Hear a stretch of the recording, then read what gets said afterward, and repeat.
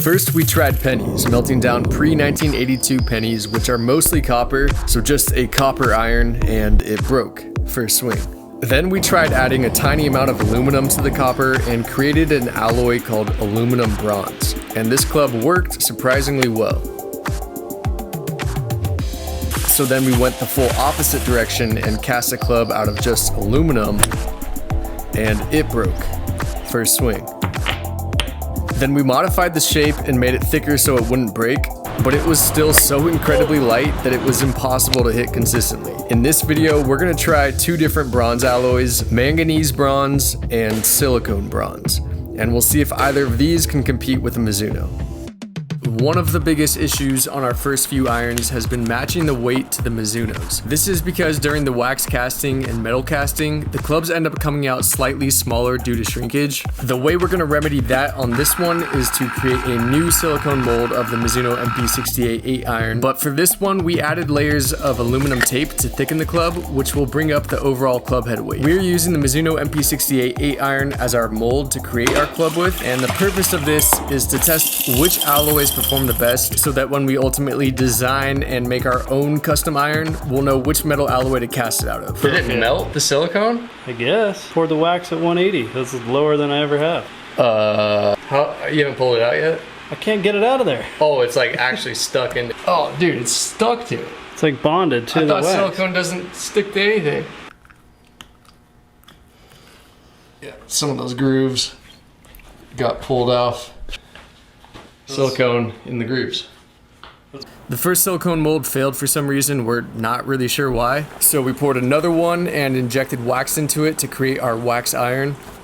Pulled out the plug that keeps the hosel hollow, and now we have a wax 8 iron that's slightly oversized compared to the Mizuno. Wax shrinks slightly during this process, but the metal will also shrink later on after we cast it. So having it oversized right now is really the only way for us to get a close match to the Mizuno's weight. The wax iron gets mounted in a casting flask, and we're using a different type of casting flask on these irons than we have in the past, and I'll touch on that more later. Mix up our investment plaster and pour it into the flask. We're making two separate molds right now, one for the silicone bronze and one for the manganese bronze. Get them in the vacuum pot to remove any air in the plaster, and then they get put into the kiln where they'll eventually get heated up to 1400 degrees Fahrenheit, which will leave a hollow void for the metal to get poured into. We chose manganese bronze because it's one of the strongest castable bronze alloys. It has a tensile strength of at least 758 megapascals, which, to put that in context, makes it stronger than mild steel. Golf manufacturers use stainless steels like 431 stainless, and that has a tensile strength of 850 to 1000. And we're trying silicone bronze because it's one of the easier bronze alloys to cast and is still relatively strong, but it might give us a softer feel. Beryllium copper golf clubs were a phenomenon in the 80s, but were quickly shut down due to it being a pretty hazardous material to work with, so we're not gonna go there. Since stainless or carbon steel require specialized furnaces and it's mainly only done on an industrial scale, we're mostly limited to different copper and bronze alloys. Up to this point, our castings have come out with varying degrees of quality. This is the aluminum foil iron, and it obviously has quite a bit of porosity in it. We've had others that have come out with shrinkage on the toe, and so what we did is we created a vacuum casting chamber, which should really help with our casting quality. Basically just the biggest steel pipe we could get quickly, with some high temp silicone gaskets in between, and then we put our perforated vacuum flask in here, and it pulls a vacuum while the metal fills in and hopefully fills in all the small voids. It's gonna make our castings better, theoretically. It'll get rid of all the porosity in the metal, hopefully. Perfect. This is our first time attempting vacuum casting. We have some limited experience with metal casting in general, but we are far from experts, so we're basically trying to learn all this stuff as we go.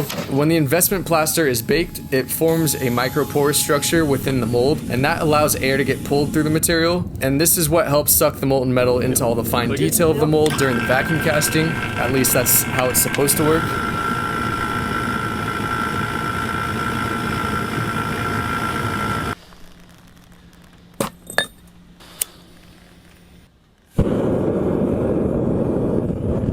We got a problem. We're melting the manganese bronze.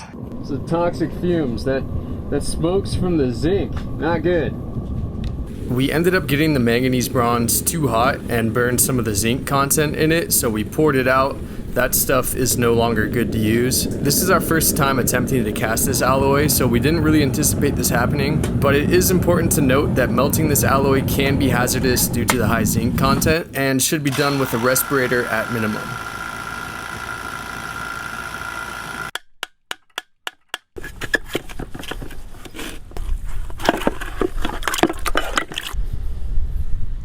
Which one is that? Manganese. Dang, What? there's a fat pit right in the face again. Everything else is perfect. The face is like the one part that we need to come out perfect, and manganese has pits on the face, silicone has pits on the face, so these aren't gonna work. We decided, and through research, that this was most likely just air entrapment. So this round, we're just gonna add some simple vents, hopefully let that air escape, and give it another go. Each attempt at casting these irons is a fairly extensive process between getting the wax plug right, investing it, burning it out, and casting. It's about a 2-day process at minimum, since it takes roughly 14 hours in the kiln before it's ready to be cast. So with every single attempt, there's a lot of time investment, build up, and potential disappointment at the end. On this pour though, we noticed something. Not in real time, but from watching the video afterwards, we could see that our vacuum casting chamber had initially started to pull a vacuum, but then leaked somewhere and failed to actually pull a vacuum during the pour. Same thing happened on this attempt, even though you can't see the gauge from this angle. We weren't even pulling a vacuum on it. This also happened on our first attempts, just some rookie mistakes. It's like Christmas. Or like a nightmare.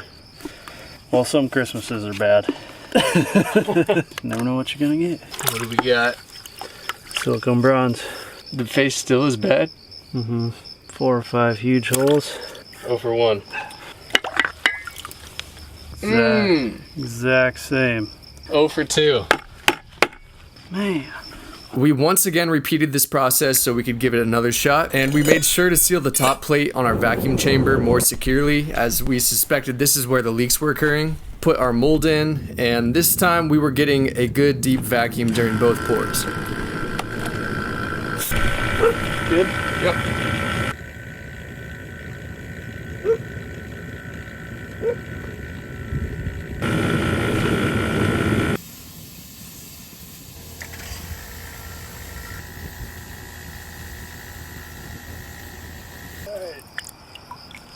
Face is pretty good. One pit in the bottom. How bad? You see that? Dang, dude. I mean, the face is good. Oh yeah. I think we'll use it. I think we might have to use that one. They perfected casting 3,000 years ago, and we have a million tools and can't get it even close. They weren't trying to make golf clubs, so. Ancient technology and modern product. Little pocket on the bottom of the silicone bronze iron, void near the bottom of the manganese iron. I mean, aside from that, they look really good, so we're gonna roll with them. We decided not to fill the voids because while we potentially could have TIG welded them shut, we run the risk of heat stressing the metal and making the alloy weaker, and also because we don't want to TIG weld manganese bronze since its fumes are pretty nasty. Considered filling them with solder, but decided not to because it most likely would have just broken off after repeated impacts. So now Packard's working on getting these irons to their final shape, and since we cast them oversized, we had to remove different amounts of material for each iron since the metal density differs alloy to alloy. This was a pretty tedious process, constantly weighing each iron as material was removed so we could get close to the target weight of 276 grams, which would be the same as the Mizuno 8 iron. This is the manganese bronze 268. So 8 grams light. Silicon bronze 274. So 2 grams light. Polishing actually took off around 1 gram. A little bit light, but pretty close.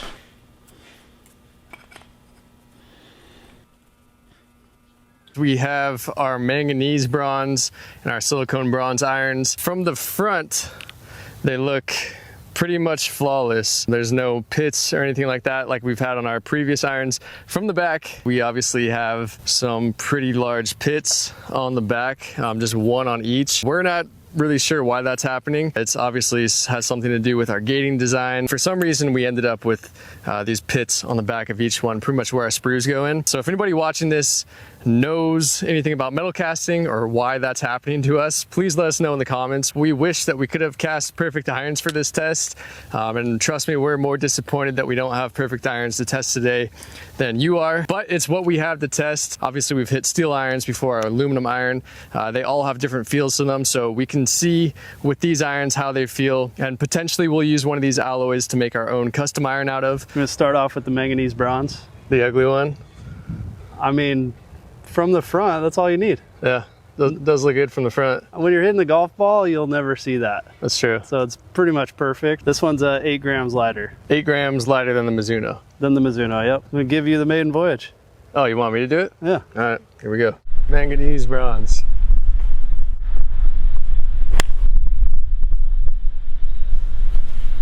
All right. Hit that off the toe a little bit. Number's probably not super impressive. Carry is 149. Dang. 2 club speed. That's better than I was expecting. Yeah.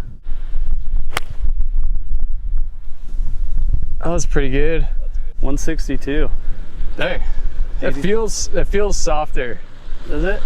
Yeah, like just going straight from the Mizuno. We will be taking these clubs out on the course and seeing how they perform on actual golf shots. But before we do that, I want to touch on some metrics on these clubs. These are my numbers with the manganese 8 iron, and overall they're pretty good. And compared to my metrics with the Mizuno, they're honestly really close. A solid one. Packard's numbers were also pretty good with the manganese iron. He probably hit the Mizuno a little bit better based on these metrics, but still pretty close overall. Silicone bronze. We haven't broken a club yet, so. Yeah, this is a good sesh so far. That one felt pretty good. Sounded good. 150, 82. For the silicone bronze 8 iron, my numbers were a little bit down. Still decent, but I struggled to get good contact with it compared to the other irons. My launch angle and apex were down considerably with the silicone iron, so on first impressions at least, it seems not as good. Alright, that's probably the best one yet. Yeah. I feel like this one's launching lower. This thing just, to me, much harder to hit. So it looks kind of bent. Huh? Nah. No. Packard's numbers with the silicone iron were also decent, but the key thing to see here is that the launch angle is way down to under 15 degrees. That in combination with the swing speed being lower is why the smash factor is through the roof, and so that's actually a skewed metric here. That number is misleading. It's tough to compare these straight up because of the launch angle being so low. We also hit some marked balls to get our spin data, and here's how that looked for Packard. Spin rates were down significantly compared to the Mizuno, which is really interesting, especially when we consider that the spin rates on the aluminum bronze iron that we made last video are much closer to the Mizuno than either of these irons are. The silicone one sucked, in my opinion. That was not a good club. This one, the manganese one. This is a good golf club. We weren't really sold on the silicone bronze iron, but still we took both clubs out on the course to hit some shots with them and see if we could come to a decisive conclusion. Just a bullet. Manganese is an element. What? Manganese is an element. Really? Yeah. You're sure about this? 100%. Right, I'm gonna go home and check, but It's number 18 on the periodic table. okay.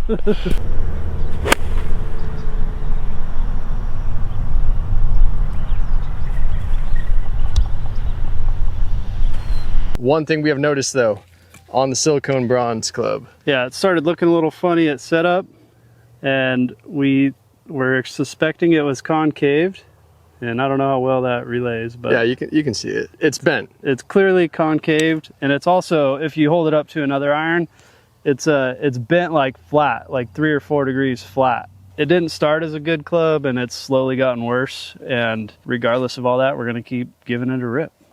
All right, here we go.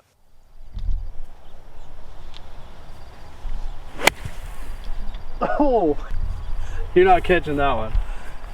That was low left.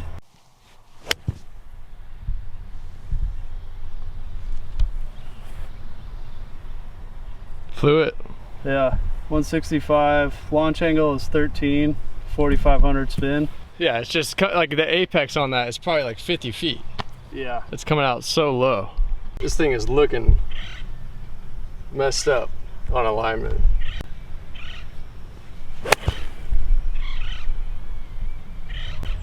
I lost it way out to the right.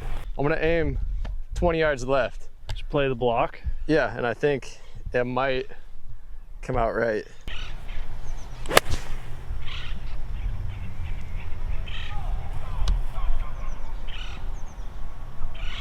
That was a good shot. Yeah, you gotta aim 20 yards left with this club. Cut. Come on.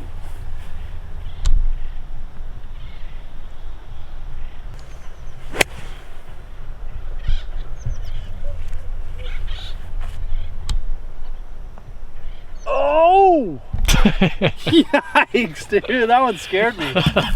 Overall, I think it's pretty clear that manganese bronze makes a better golf club than silicone bronze, if not purely for the fact that it just held its shape and didn't deform. The lower spin rates were interesting, and I think we'll have to dig deeper to find out why that may be happening. There are still a few other alloys that we can try, but eventually we'll do a video basically comparing every iron that we've made so we can find out what's gonna work best for our own custom design. But that's all for this video. Thanks for watching.